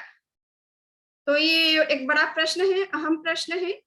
और आजकल की जनरेशन जो कि इन सब सिद्धांतों की गहरी स्टडी नहीं करती है, केवल यूनिवर्सिटी और स्कूल में जो एजुकेशन दी जाती है उसी से वो चीजों को जानती और समझती है, तो वो वर्तमान जीवन तक ही उनका नॉलेज सीमित रहता है। अतीत के जीवन से उसका कोई संबंध उनको पता नहीं होता है। तो आज हमने इसीलिए इस विषय को ज्यादा उचित समझा कि कर्म सिद्धांत को समझे बिना हम अपने संपूर्ण जीवन को नहीं समझ सकते। हमारा वर्तमान का जीवन केवल वर्तमान की हमारी अपनी जो क्रियाएं हैं, जो कर्म हैं, उन्हीं से नहीं बनता है। उनसे तो इस जीवन में आप कुछ नया करते हैं और जिसका रिजल्ट हो सकता है इसी जीवन में कुछ आ जाए और कुछ ऐसा भी हो कि आपको फ्यूचर में उसका रिजल्ट्स मिले। किंतु आप वर्तमान में जिस कंडीशन में बाय बर्थ हैं, वो कंडीशन आपको कैसे मिली है उसको समझने के लिए कर्म सिद्धांत आपको हेल्प करता है कि वर्तमान में आप बाय बर्थ जो कुछ आपको मिला है, जिस कंडीशन में, जिस एनवायरनमेंट में, जिस कल्चर में आपका जन्म हुआ है, उसके पीछे क्या कर्म कारण बनते हैं, कौन से कर्म कारण बनते हैं। तो हम देख रहे हैं कि भगवती सूत्र में भी भगवान महावीर से गौतम स्वामी कर्म के इस बारे में जानकारी करते हैं और वो एक प्रश्न उनसे पूछते हैं। मैं आपको वो प्रश्न मूल से बताने की कोशिश कर रही हूँ। ये होस्ट का परमिशन चाहिए इसमें। चलिए तो मैं यहीं से पढ़ के सुना देती हूँ। तो ये भगवती सूत्र के चौथे उद्देशक में भगवान महावीर से गौतम स्वामी ने एक प्रश्न किया है कि कई नम भंते कम्म पगड़ियो पंडिताओ। भगवान, कितनी प्रकार की कर्म प्रकृतियां हैं, यानी कर्म के कितने प्रकार हैं, कितने प्रकार के कर्म कार्मिक मैटर होते हैं जो हमारे जीवन को प्रभावित करते हैं। जैन दर्शन में एक वर्गणा का सिद्धांत आता है, आपने कई बार सुना भी होगा उसकी चर्चा, कि 8 प्रकार की वर्गणाएं होती है, ठीक है ना। औदारिक वर्गणा, वैक्रिय वर्गणा, आहारक वर्गणा, तेजस वर्गणा, कार्मण वर्गणा, मनोवर्गणा, वचन वर्गणा या भाषा वर्गणा और श्वासोच्छ्वास वर्गणा। ये वर्गणा क्या चीज है? ये 8 प्रकार के मैटर हैं, है ना, 8 प्रकार के पुद्गल हैं जिनका जीव अपने जीवन में उपयोग करता है। आप आहारक वर्गणा, ये औदारिक वर्गणा जब आप ग्रहण करते हैं तो ये आपका शरीर बनता है, उससे आप जो कुछ भी भोजन आदि में जो चीजें लेते हैं ये सारा आपके औदारिक शरीर का को सपोर्ट करता है। तो ये जो आहार पहली वर्गणा जिसको हम औदारिक वर्गणा कहते हैं, वो हमारे इस स्थूल शरीर से जुड़े हुए जितने पुद्गल हैं जिनका हम उपयोग करते हैं, वो सारा इसको औदारिक वर्गणा के अंतर्गत आता है। दूसरा है वैक्रिय वर्गणा। जो लोग वैक्रिय शरीर धारण करते हैं, विशेष रूप से देवता के पास में वैक्रिय शरीर होता है, नरक के प्राणियों के पास वैक्रिय शरीर होता है, किसी किसी मनुष्य के पास में भी वो वैक्रिय लब्धि होने से वो वैक्रिय शरीर का निर्माण कर सकता है, और वायु में भी वैक्रिय लब्धि होती है। यानी आप देखते हैं कि यहाँ हरिकेन आते हैं, स्टॉर्म आते हैं, तो ये वायु क्या है, वैक्रिय शरीर बनाती है, नया रूप धारण कर लेती है, बहुत भयंकर रूप धारण कर लेती है, बहुत स्पीड से चलती है, तो तहस नहस भी कर सकती है। तो ये वायु के अंदर भी इस तरह की शक्ति होती है कि वो नया रूप, साइक्लोन का रूप ले सकती है, हरिकेन का रूप ले सकती है, स्टॉर्म का रूप ले सकती है और जनजीवन को प्रभावित कर सकती है। तो कहने का मतलब है कि वैक्रिय शक्ति वायु के अंदर भी होती है, मनुष्य के अंदर भी वैक्रिय शक्ति हो सकती है, किंतु उसके लिए उसको साधना करनी पड़ती है। और हम अपने जैन धर्म के इतिहास में इस बात को सुनते हैं। स्थूलिभद्र का उदाहरण हम अच्छी तरह से जानते हैं कि उन्होंने 10 पूर्वों का अध्ययन करके उस शक्ति वैक्रिय शक्ति का उन्होंने एक प्रयोग किया था और शेर का रूप बना लिया था। तो ये जो सिंह का रूप बनाना, ये वैक्रिय लब्धि का प्रयोग कहलाता है। ये एक प्रकार का वैक्रिय शरीर है जो कि विशेष प्रकार की शक्ति से निर्मित किया जाता है। तो ये वैक्रिय शरीर का निर्माण करने में भी जो पुद्गल काम में आते हैं वो वैक्रिय वर्गणा के पुद्गल कहलाते हैं। इसी तरह से आहारक शरीर भी होता है। तीर्थंकर जब कभी इस धरती पर होते हैं तो उनसे चतुर्दश पूर्वधर जो लोग होते हैं, ज्ञानी पुरुष होते हैं, उनको जब कभी किसी प्रश्न का जवाब स्वयं को नहीं पता चलता है तो वो कम्युनिकेशन तीर्थंकरों से करते हैं। यदि तीर्थंकर उनके पास में नहीं है, किसी और सिटी के अंदर है, किसी और स्टेट के अंदर है, तो उनसे अगर कम्युनिकेशन उन्हें करना है तो उनके पास में एक शक्ति होती है जिससे वो आहारक शरीर का निर्माण करते हैं। एक पुतला उनके शरीर से, उनके दाएं या बाएं हाथ से निकलता है और वो पुतला वहां पर जाकर के कम्युनिकेशन करके वापस रिटर्न होता है। ये आहारक शरीर बनाने में भी कुछ पुद्गल काम में आते हैं जो कि बड़े फाइन होते हैं। जैसे आप इस समय मोबाइल से चिप डाल देते और कम्युनिकेशन करते, तो चिप के अंदर ऐसा मटेरियल होता है जो कम्युनिकेशन कर सकता है दूर में। तो उसी तरह से यही पुद्गल जो है एक तरह से योगी लोग अपनी बॉडी के अंदर इस तरह से यूज करते हैं, क्रिएट करते हैं बॉडी को, जिससे कि कम्युनिकेशन उनका पॉसिबल होता है। તો કઈને પછી શાંતિથી એમનું કામ કરે, આપણું ટેન્શન એને ઓછું એટલું મને એવું લાગે. और अरे सब लोग अपना म्यूट कर ले प्लीज, मृदुला जी। હિસાબે આપણે અહીંયા રહીએ પણ એવું એના મનમાં એવું નથી. मृदुला जी अपना म्यूट रखिए प्लीज। तो ये है कि कम्युनिकेशन, जो आहारक शरीर है उससे तीर्थंकरों के साथ कम्युनिकेशन किया जाता है और वो हर कोई नहीं कर सकता, आप या मैं नहीं कर सकते। वो 14 पूर्वधर जो होते हैं उन्हीं के पास में ही वो शक्ति होती है, आहारक लब्धि होती है जिससे वो कम्युनिकेशन कर सकते हैं। तो ये पुद्गल जो काम में आते हैं, जिससे कि वो आहारक शरीर जो पुतला बनाया जाता है, उसमें भी एक प्रकार का फाइन मैटर काम में आता है, जो कि एक तरह से बहुत ही क्रिस्टल क्लियर होता है, बहुत ही फाइनल होता है। उस बॉडी के द्वारा वो कम्युनिकेशन करते हैं, तो वो भी एक प्रकार का मैटर है जिसका वो यूज करते हैं। नेक्स्ट है कि हमारे अंदर तेजस शरीर है, वाइटल एनर्जी है, जिसे बायो इलेक्ट्रिसिटी भी कहा जाता है, बायो फोटोन्स भी कहा जाता है। आज की साइंस की भाषा जो है बायो फोटोन्स की है। आपके अंदर इलेक्ट्रिसिटी है, जो कि आप जीव के अंदर ही वो शक्ति पाई जाती है। उस तरह की इलेक्ट्रिसिटी जीव के अंदर ही होती है, जड़ में नहीं होती है। बट वो जो बायो इलेक्ट्रिक बॉडी है, उस बॉडी के द्वारा भी जो है बहुत सारे काम किए जाते हैं, और जितने भी चमत्कार योगी लोग करते हैं, प्राय करके उस शक्ति का उपयोग करते हैं, उस शरीर का उपयोग करते हैं। तो वो भी एक प्रकार की मटेरियल एनर्जी है जिसका वो यूज करते हैं।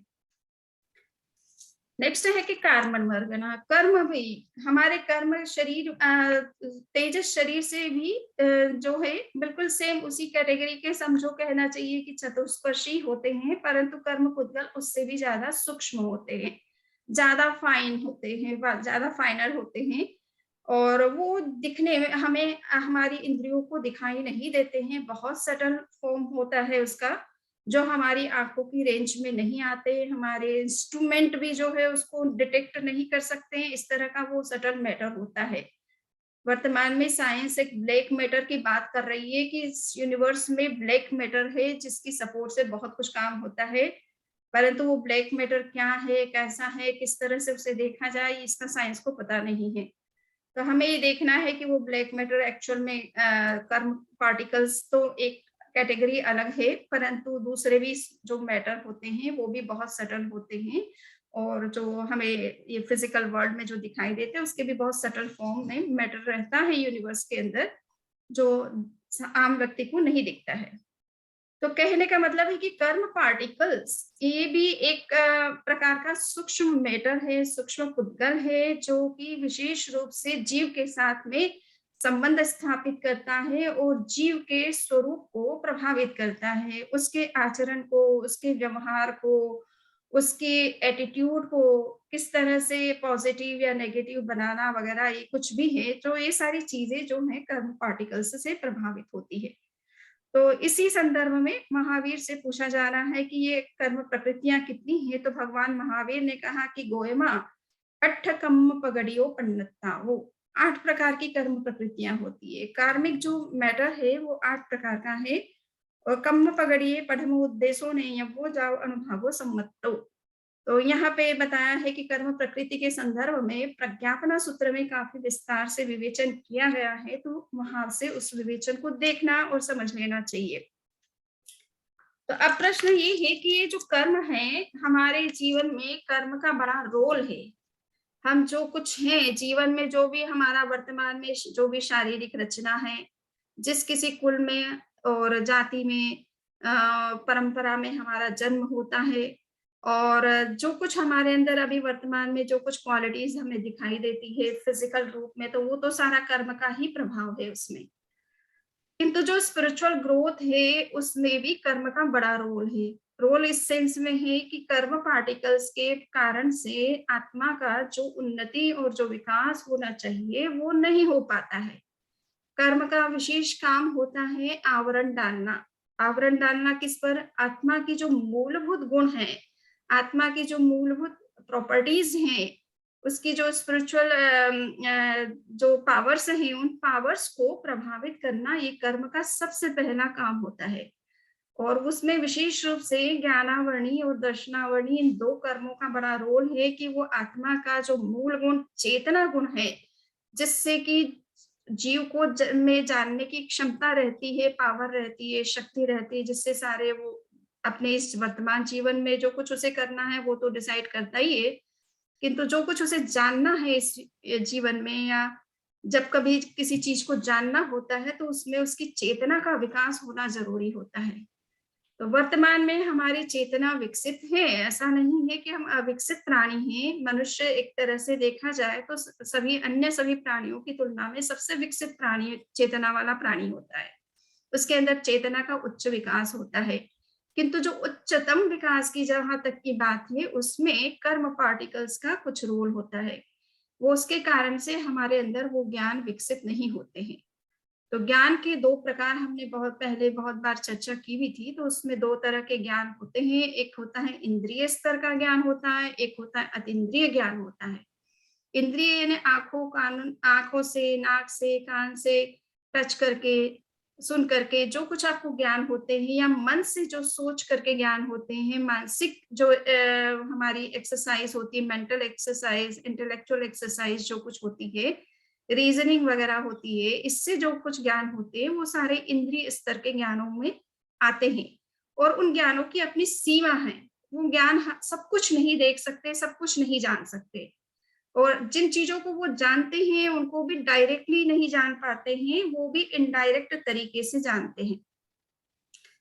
किंतु अतीन्द्रिय ज्ञान जो होते हैं उनकी विशेष क्षमता होती है कि वो डायरेक्ट उन चीजों को देख सकते हैं जो बड़ी सूक्ष्म है, जो हमारी आंखों के या इंद्रियों की रेंज में नहीं आ सकती है, जिनको इंस्ट्रूमेंट भी डिटेक्ट नहीं कर सकते हैं, साइंस की लेबोरेटरी में भी जिनको कोशिश करके जानना बहुत मुश्किल है। ऐसी चीजों को भी अतीन्द्रिय ज्ञानों के द्वारा देखा और जाना जा सकता है। तो ये कर्म पार्टिकल्स हैं, ये बड़े सटल होते हैं, इनको जानने के लिए कौन सा ज्ञान काम में आता है। तो ये इंद्रिय स्तर के ज्ञान से तो ये चीज नहीं जानी जाती है, किंतु अतीन्द्रिय स्तर में जो 3 ज्ञान माने गए हैं उसमें अवधि ज्ञान, मन पर्योग ज्ञान और केवल ज्ञान आता है। उसमें भी अवधि ज्ञान की कई कैटेगरीज हैं। तो उसमें सबसे सर्वावधि या परमावधि जो ज्ञान कहलाता है, तो अवधि ज्ञान की भी जो उच्चतम कैटेगरी है, उससे कर्म पार्टिकल्स को देखा जा सकता है। तो अवधि ज्ञानी कर्म को जान सकता है, कर्मों को देख सकता है, कर्म किस तरह से कब क्या अपना फल देने वाले हैं, इसको जानना उनके लिए इजी होता है। तो हमारे पास में ये सौभाग्य से तीर्थंकरों की परंपरा रही है, वो स्वयं सर्वज्ञ थे, उन्हें तो इन सब चीजों का साक्षात्कार होता ही था। किंतु उनके सानिध्य में कई ऐसे अवधि ज्ञानी थे, सैकड़ों की संख्या में अवधि ज्ञानी थे जो कि इन चीजों को जान और देख सकते थे। और हम इसीलिए इस जैन परंपरा में कर्म सिद्धांत की बड़ी गहन और बड़ी सूक्ष्म चर्चाएं देखने को मिलती है। और कहा जाता है कि जिस तरह से आगम की अपनी एक परंपरा होती है, वैसे ही कर्म ग्रंथ की एक परंपरा है, एक ट्रेडिशन है, यानी लिटरेचर के अंदर भी एक ट्रेडिशन चलती है।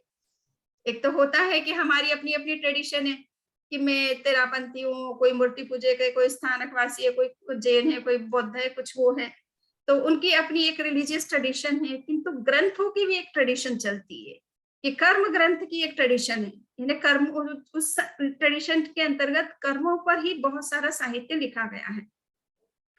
तो उन कर्म ग्रंथों को जब अध्ययन करते हैं तो हमें कर्म की सूक्ष्मता का, गहनता का पता चलता है कि किस तरह से कर्म हमारे जीवन के साथ किस तरह से जुड़े हुए हैं और किस तरह से जीवन को प्रभावित करते हैं। तो आज हम थोड़ा सा मोटा मोटी ये देखेंगे कि ये 8 कर्म जो माने जाते हैं, उसमें ज्ञानावरणी और दर्शनावरणी, इन 2 कर्मों का विशेष काम होता है कि ये हमारी चेतना शक्ति को आवृत करते हैं। चेतना शक्ति मीन्स हमारी जानने की जो शक्ति है, उसको ये प्रभावित करते हैं, और उसके कारण से हमें जो ज्ञान होते हैं अभी वर्तमान में, वो बड़े लिमिटेड है। हम बहुत बार अपने पास्ट लाइफ को भी नहीं देख पाते हैं, नहीं जान पाते हैं, आगे की बहुत बातें तो बिल्कुल हमारे लिए अननोन रहती है। जीवन के बहुत सारे सीक्रेट्स हम नहीं जान पाते हैं।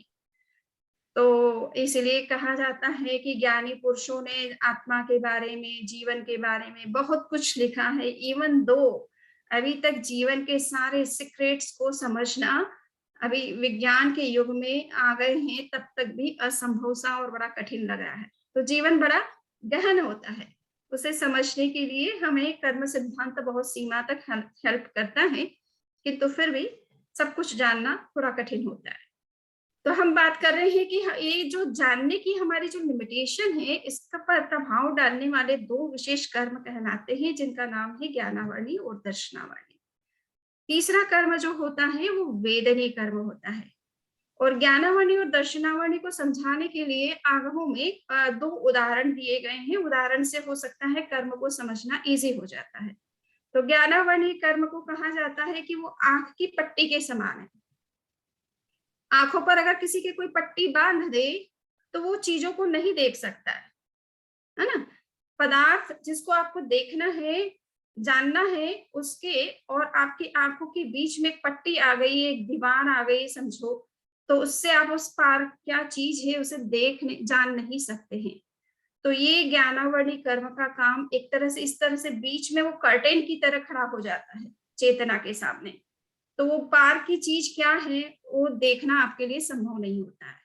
इसी तरह से दर्शनावली कर्म को भी समझाने के लिए उदाहरण दिया गया कि प्रहरी के समान होता है। प्रहरी यानी जैसे आप आपके घर किसी आप गेट कीपर को रखते हैं और वो गेट कीपर जो है कोई भी बाहर से अगर व्यक्ति आ रहा है तो उसको अंदर घर में प्रवेश नहीं देगा जब तक कि उसके बारे में पूरी जानकारी वो ना करे, और वो अगर ना चाहे तो वो मना कर देगा कि नहीं अभी नहीं मिल सकते हो मालिक इससे, ठीक है ना।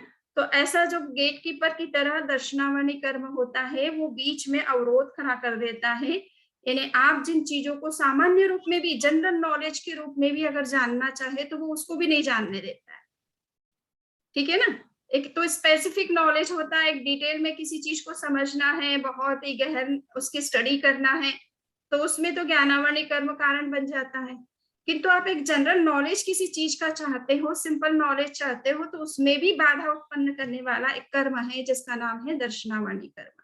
और ये प्रहरी की तरह बीच में खड़ा रहता है, ये चाहे तो उस चीज को रोक सकता है, कोई भी व्यक्ति आए तो उसे रोक सकता है, उसे अंदर भीतर प्रवेश नहीं करने देता। तो इसी तरह से ये जो दर्शनावली कर्म है ये हमारे चेतना को जानने से रोकता है। कोई भी चीज सामान्य रूप में जानने की कोशिश करे, चाहे स्पेशल उसकी गहन स्टडी करना चाहे।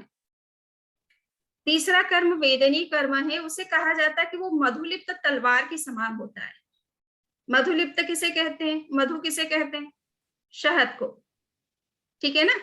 तो जैसे आप शहद को तलवार पर अगर लगा दें, किंतु किसी को शहद का बड़ा शौक है और वो शहद खाना पसंद करता है और उसको अगर शहद दिया जाए, किंतु किसी चक्कू पर लगा करके दिया जाए या किसी तलवार पे लगा के दिया जाए तो क्या होगा, वो उस चक्कू को या तलवार को चाटने की कोशिश करेगा तो हमेशा उसको डर रहेगा कि कहीं उसकी जबान न कट जाए उससे, ठीक है ना। तो जैसे शहद का अपना टेस्ट है वैसे ही कटने का भी एक डर है।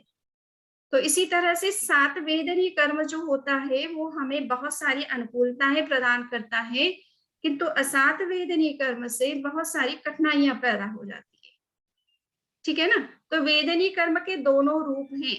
जिसने अच्छे कर्म किए अपने जीवन में उसने वेदनीय जो सबको अपनी ओर से किसी को कष्ट नहीं देने की कोशिश की है, सबको सुख पहुंचाने की कोशिश की है।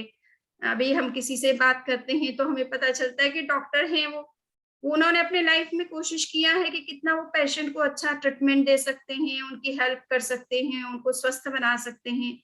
तो जो व्यक्ति दूसरे को सुख पहुंचाता है उसे सुख मिलना ही चाहिए, परंतु साथ साथ में ये भी देखना है कि कुछ हम जब दूसरे को कष्ट सुख पहुंचाते हैं तो किसी को कभी कोई हर्ट भी हो जाता है, कोई दुखी भी हो जाता है, किसी जीव की हिंसा भी साथ में कभी कोई हो जाती है, कोई ट्रीटमेंट जिस तरह की प्रोसेस अपनाई जाती है तो उससे असात वेदनी कर्म का भी साथ साथ में बंद हो जाता है। तो ये असात वेदनी कर्म के कारण से मनुष्य के जीवन में कभी कभी अचानक कोई बीमारी आ जाती है, अचानक कोई तकलीफ पैदा हो जाती है, अचानक कुछ ऐसा अनुचित हो जाता है उसके साथ में जिसकी वो कल्पना नहीं करता और ये सोचता है कि मैंने इस जीवन में ऐसा कुछ नहीं किया। तो बात सही है, इस जीवन में तो कुछ नहीं किया होगा, परंतु अतीत का जीवन भी तो हमें ध्यान रखना चाहिए कि हमारे जीवन केवल हमारा ये वर्तमान का जीवन ही अपने आप में पूर्ण जीवन नहीं है। अतीत में हमने कई बार जन्म ले चुके हैं, उसमें भी इसी तरह से हमने जीवन जिया है, कुछ न कुछ किया है, कभी अच्छा भी किया है और कभी बुरा भी किया है। अच्छा किया उसका परिणाम हम अभी अच्छे जीवन में हैं, मनुष्य बने हैं, अच्छा हमारे पास में बुद्धि है, अच्छा फैमिली सिस्टम है, अच्छा हमें कल्चर मिला हुआ है, ये सब पुण्य का फल है जो हमने अर्जित किया है। किंतु अगर कोई अचानक कोई तकलीफ आ गई है, कोई समस्या आ गई है और हमने उसमें कोई वर्तमान में हमारे कोई उसका कॉज हमें देखने को नहीं मिल रहा है, तो हमें ये भी समझना चाहिए कि हो सकता है कि अतीत में कोई ऐसा कारण बना रहा हो और वो वर्तमान में अपना प्रभाव दिखा रहा है। तो हमें उसको भी समझने की कोशिश और उसे एक्सेप्ट करना है, क्योंकि अतीत का तो हम पता नहीं कितना रिटर्न कर पाएंगे वापस, परंतु हमें एक्सेप्ट तो करना ही पड़ेगा, ठीक है ना। As you sow so you reap, हम जो बोते हैं वही काटते हैं, है ना। हमें हम जो कुछ करते हैं उसके लिए हमें पे बैक करना पड़ता है, हमें वापस उसका कुछ न कुछ भरपाई करनी पड़ती है। तो अनजाने में भी कभी कभी कुछ चीजें हो जाती है, कुछ चीजें जानबूझ करके भी की जाती है, वर्तमान में नहीं किंतु अतीत में की गई हो, उसके फल भी वर्तमान में मिल सकते हैं।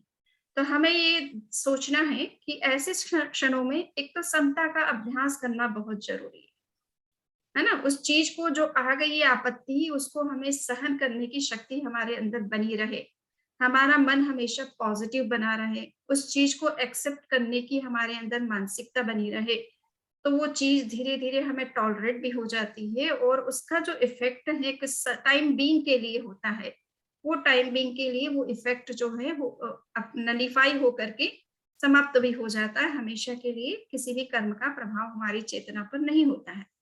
तो वेदनीय कर्म विशेष रूप से कब किस कारण से होता है कि हमारे द्वारा जो कुछ भी ज्ञात अज्ञात डायरेक्ट इनडायरेक्ट हिंसाएं जो होती है, किसी को भी हम हर्ट करते हैं, किसी को भी हम टॉर्चर करते हैं, किसी को भी किसी तरह का हार्म करते हैं, किसी तरह से कोई तरह की हिंसाएं हो जाती है, तो ये तो आप जानते ही हैं कि भले हम किसी व्यक्ति को ना के प्रति हमारा मन में कोई द्वेष भाव ना हो और हम ऐसा व्यवहार किसी जीव के साथ अपनी ओर से ना भी करें, बट भोजन तो हम करेंगे ही, घर तो बनाएंगे ही, कपड़े वगैरह खरीदेंगे, तो इन सब चीजों में भी तो हिंसाएं जुड़ी हुई है।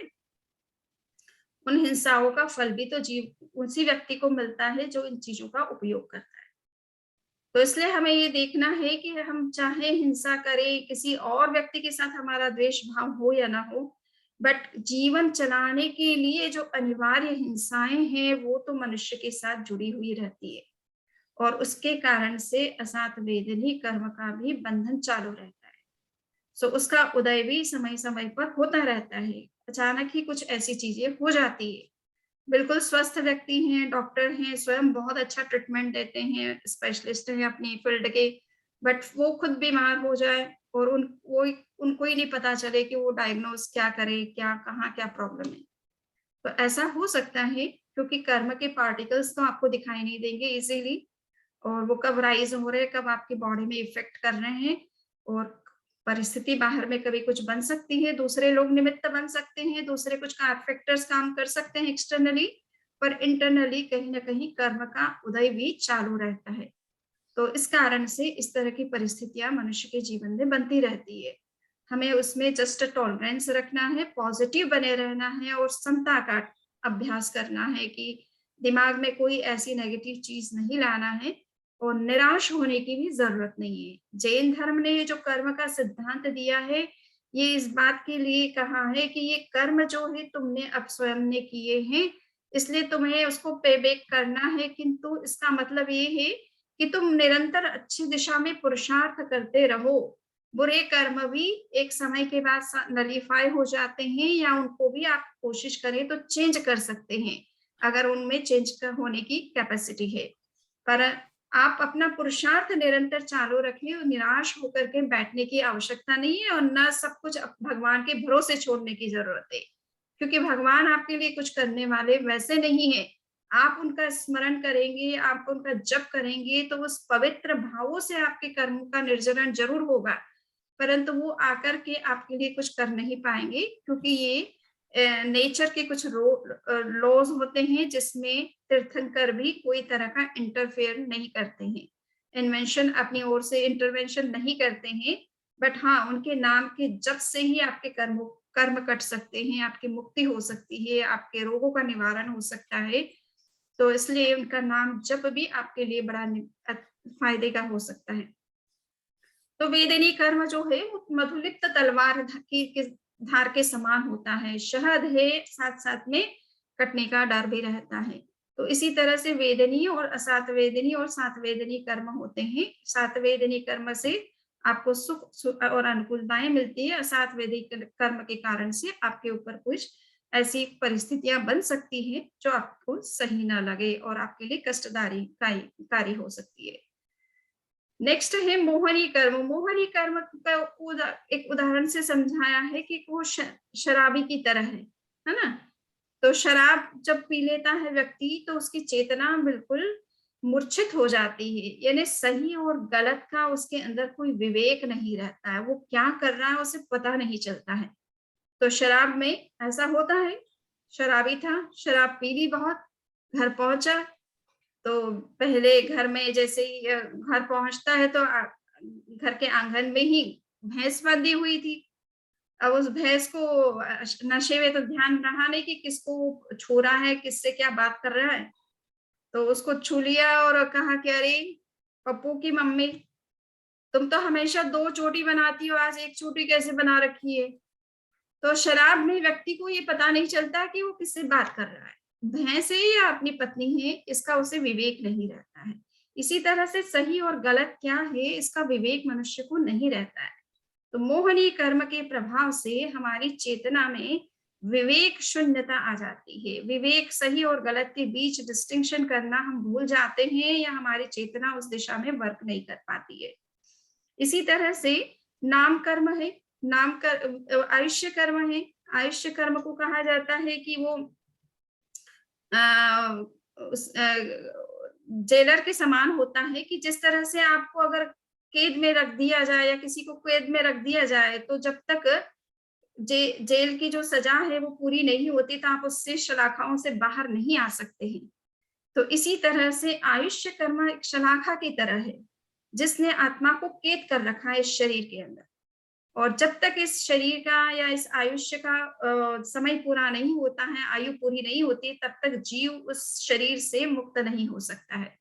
तो आयु कर्म का अपना एक प्रभाव है जिसके कारण से जीव जो है वो शरीर के साथ जुड़ा हुआ रहता है, उससे बाहर वो कितनी भी निकलने की कोशिश करे निकल नहीं सकता है, मुक्त होने की कोशिश करे तो नहीं हो सकता है।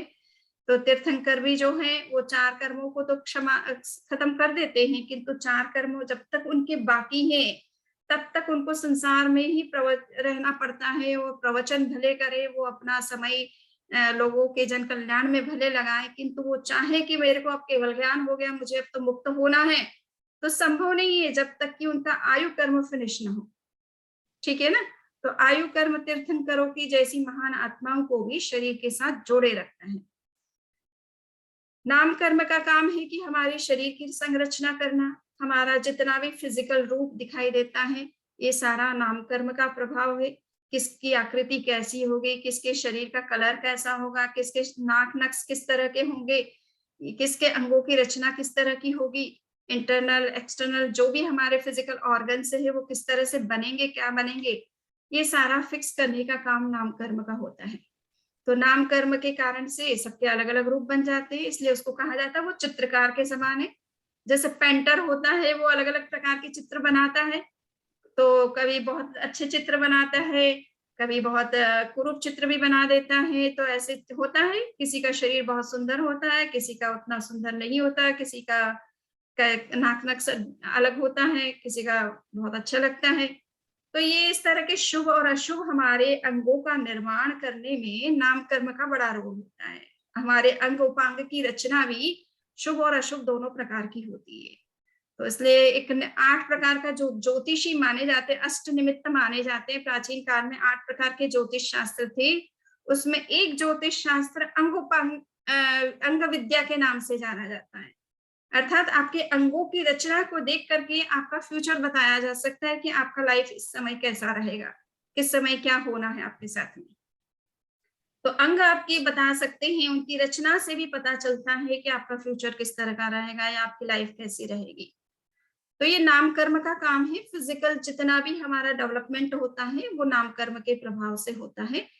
और मीन्स फिजिकल रचना हमारी जो भी है, बॉडी का स्ट्रक्चर जो है। एंड गोत्र कर्म का काम है विशेष रूप से हमें किस तरह की एनवायरनमेंट, किस तरह की कल्चर में हमें जन्म लेना चाहिए, किस तरह का स्टेटस हमारा रहेगा सोसाइटी के अंदर, ये विशेष रूप से गोत्र कर्म का प्रभाव होता है। कुछ व्यक्ति होते हैं समाज के लिए बहुत कुछ करते हैं, बहुत ऑनेस्ट होते हैं, किंतु फिर भी समाज में उनका कोई स्थान नहीं बन पाता है। लाइफ लॉन्ग वो प्रयास करते हैं बट कुछ होता नहीं है। और कुछ लोग ऐसे होते हैं कुछ नहीं करते हैं फिर भी उनको सोसाइटी में बड़ा उच्च स्थान मिल जाता है, बड़ी प्रेस्टीज होती है उनकी। तो ये चीज बनती है नाम गोत्र कर्म के कारण। गोत्र कर्म को इसलिए कहा जाता है कि वो कुंभकार के समान होता है, कुम्हार जैसे छोटे बड़े घड़े बनाता है। कुछ घड़े छोटे होते हैं, कुछ बड़े होते हैं। इसी तरह से गोत्र कर्म के कारण से जीव सोसाइटी में उच्च बड़ा व्यक्ति कहलाता है या छोटा व्यक्ति कहलाता है। इस तरह का जो हम क्लासिज्म देखते हैं ना, अलग अलग तरह के क्लासेस के, lower class, middle class, upper class और हायर क्लास। तो ये जो क्लासिफिकेशन मनुष्यों का या जीवों का सृष्टि में देखा जाता है, उसके पीछे गोत्र कर्म का बड़ा रोल होता है। तो ये हमने देखा कि 8 प्रकार के कर्मों से शास्त्रों में ये दृष्टांतों से 8 प्रकार के कर्मों को एक्सप्लेन करने की कोशिश की गई है कि वर्तमान हमारा जो जीवन है और जो कुछ हमारा स्टेटस है, उसके पीछे किस तरह के कर्म कारण बनते हैं। परंतु ये नहीं है कि जो हम अरे वर्तमान में हम जो कुछ हैं उसको हम चेंज नहीं कर सकते, वो भी कर सकते हैं। आपको उस दिशा में अगर सही ढंग से आप प्रयास करें, एफर्ट करें और ऑनेस्टी के साथ आगे बढ़ने की कोशिश करें, तो राइट एफर्ट्स के भी अपने रिजल्ट होते हैं। हम सब कुछ अतीत से ही नहीं गवर्न होते हैं, वर्तमान में भी हम ऐसे कर्म कर सकते हैं जो कि अतीत को भी नलीफाई कर सकता है, चेंज कर सकता है और भविष्य को और वर्तमान को और भविष्य को बहुत सुंदर बना सकता है। तो हमें निरंतर पुरुषार्थ की तरफ आगे बढ़ते रहना चाहिए और वो अगर हम बढ़ते रहें तो निश्चित रूप से हम इसी जीवन में पहले गुण स्थान से लेकर के 14वें गुण स्थान तक पहुंच सकते हैं और मुक्ति की भी प्राप्त कर सकते हैं। तो ऐसा नहीं है कि ऐसा हो नहीं सकता, होता है, परंतु पुरुषार्थ कितना हम करते हैं इस पर ये सब बातें डिपेंड करती है। जस्ट हमारे सोचने से या जानने से सब कुछ नहीं होता है, वो हमारा एक फर्स्ट स्टेप है। जानना भी जरूरी है। पढ़मम नानम तवोदया, हमारे जसवंत भाई बहुत बार इस चीज को डिस्कस हमारे साथ करते हैं। तो ज्ञान पहले जरूरी है ताकि आप उस डायरेक्शन में, सही डायरेक्शन में आप आगे बढ़ सकते हैं। परंतु अगर ज्ञान ही नहीं हो, अंधकार ही अंधकार हो सामने, तो व्यक्ति को रास्ते का पता ही नहीं चलेगा और अगर वो चलता भी है तो पता नहीं, कभी कभी गलत दिशा भी पकड़ सकता है। इसलिए ज्ञान भी आवश्यक है, उसकी आराधना तो निश्चित रूप से हमें करनी ही चाहिए, किंतु साथ साथ में हमारे पुरुषार्थ को भी जागृत करते रहना चाहिए। तो अगर हम सही पुरुषार्थ करते हैं तो निश्चित रूप से हम जो चाहते हैं वो अचीव कर सकते हैं और अपने आप को हेल्दी रख सकते हैं। सोच से बहुत कुछ होता है, चिंतन से बहुत कुछ होता है। जैसा सोचते हैं वैसा ही बन जाते हैं। इसलिए हमारी थिंकिंग हमेशा पॉजिटिव बनी रहे, और कुछ हम कुछ ना कर पाए तो एटलीस्ट हमारी थिंकिंग पॉजिटिव बनी रहे, ये बहुत जरूरी है। और फिजिकली और जितना उस दिशा में सही एफर्ट कर सके वो तो हमें निश्चित रूप से करना ही चाहिए। तो इन्हीं विचारों के साथ आज की बात को हम संपन्न करते हैं। किसी के अगर कोई क्वेश्चन है तो वो पूछ सकते हैं। सभी लोग अपने आप को अनम्यूट कर सकते हैं। कोई भी प्रश्न है तो करें।